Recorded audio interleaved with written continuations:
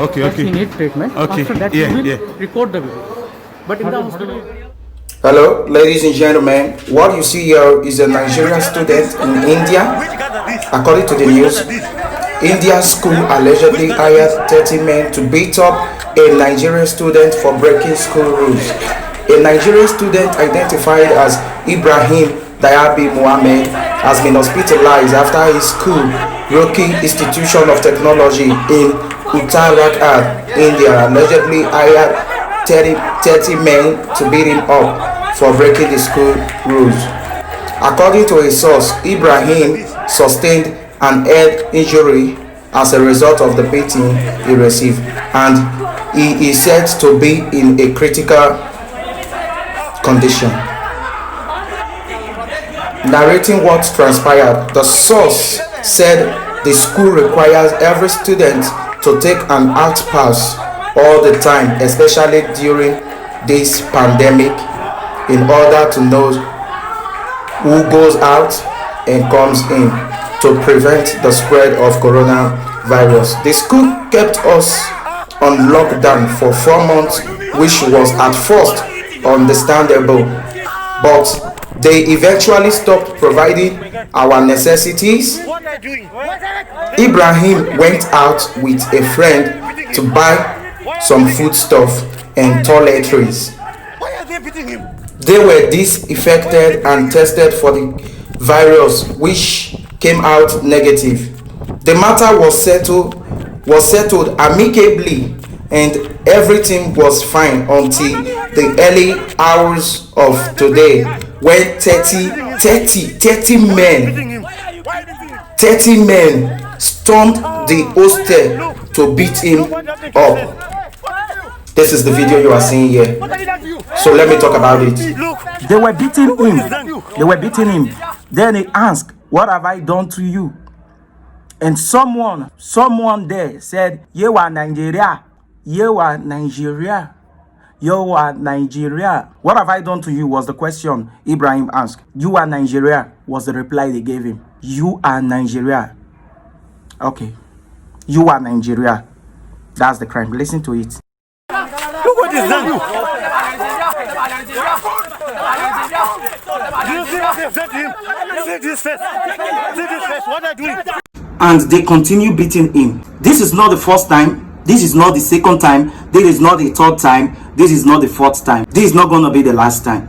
As long as we have been conditioned to think that it's only the government that will help us or fight for us outside our country, inside our country, outside our continent, and inside our continent as Africans. As long as we think that way, this thing will not stop. We will never get a respect. Yes, it is you and my duty to protect ourselves.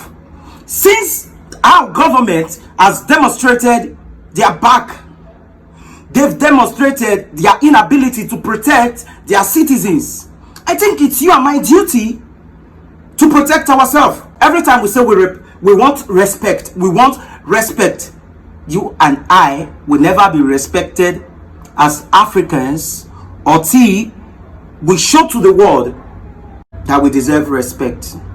The only way we're going to get respect is when we start speaking the language that they are speaking to us. The language that they are speaking to this brother in this video is a language of brute, is a language of oppression, is a language of hate, is a language of someone who has absolutely no sympath morality. The only way we can stop this, the only way we can have some respect, is we have to learn their. That is the language that we should be speaking to them. We can't be non-violent to people who are violent to us. If they want us to be non-violent, they should approach us non-violently. But you and I will never be respected as long as we know that we will allow something like this to be done to one of us In a manner in which this video describes, and we do nothing about it, simply because we are not the victim. If you think you are not the victim, and that means what happened to that brother has nothing to do with you, let me tell you, tomorrow it might be you, or it might be someone close to you. I've heard a lot of you say, we don't have papers, so we can't speak out. A lot of you say, I don't want to spoil my job where I have my money. I don't want anyone to come and ask me what am I doing in India. Let me tell you the truth. Not only in India, but everywhere all over the world. Let me tell you, the way we have people outside there in India and every part of the world, they have more people in our continent, in our country. And there are more Indians in Nigeria compared to Nigerians that are here. But we are not talking about Nigerians. We are not talking about India. We are talking to the whole world right now. What you and I have to do, we have to let them know that they have brothers in our country, in our continent. Whatever they do to us here, we should do it to them there. Yeah, we have to work both sides. Those of us outside and those of us inside. We have to communicate. If they kill one of us outside, we kill one of them inside. That's the only way we get some respect. That's the only way this rubbish will stop. We come to an end. That's the only way.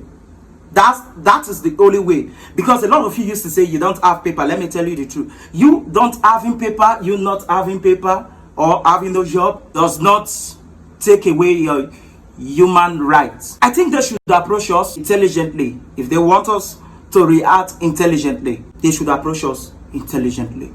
You don't have paper. If you think you don't have paper, then you don't want to go into or whatever things that comes your way. Even if they slap you, you don't want to talk because you don't have paper. You are afraid.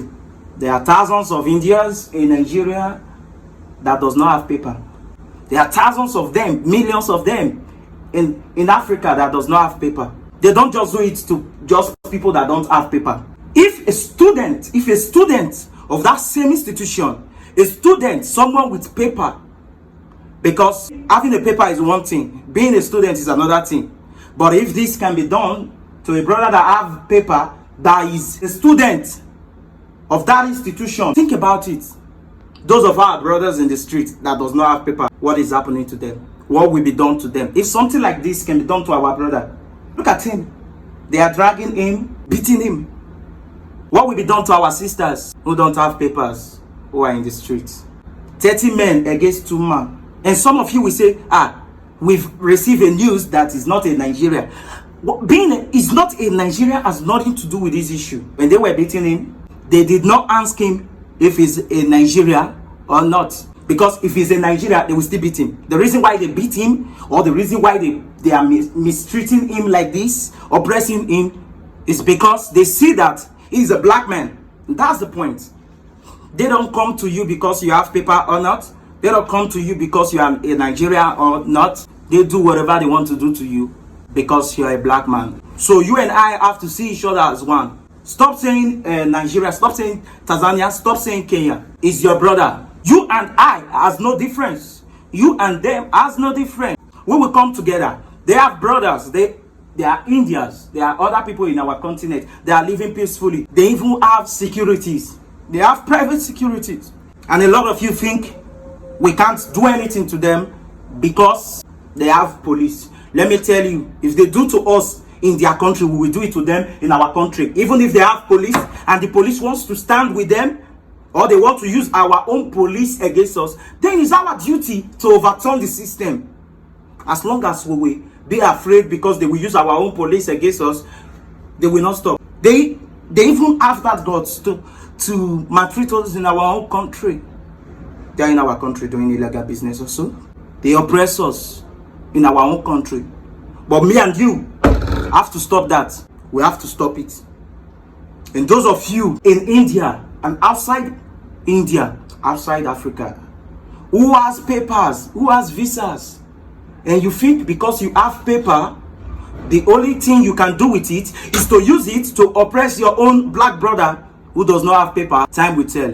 When the people who does not have paper, when they become intellectually independent, when they start thinking right, then you will know you having paper and them not having paper means nothing. It's of no difference. It does not stop you from being a black man, or it does not stop you from being a Nigerian. When they start to think this way, then you will know your paper actually means nothing. Won't stop them from treating you the way you are treating them. We have some of you who says you are government here. What are you doing about this? If we say let us come out and talk, some of you will say we don't have. Okay, you that have paper, what are you doing about it? They beat us everywhere.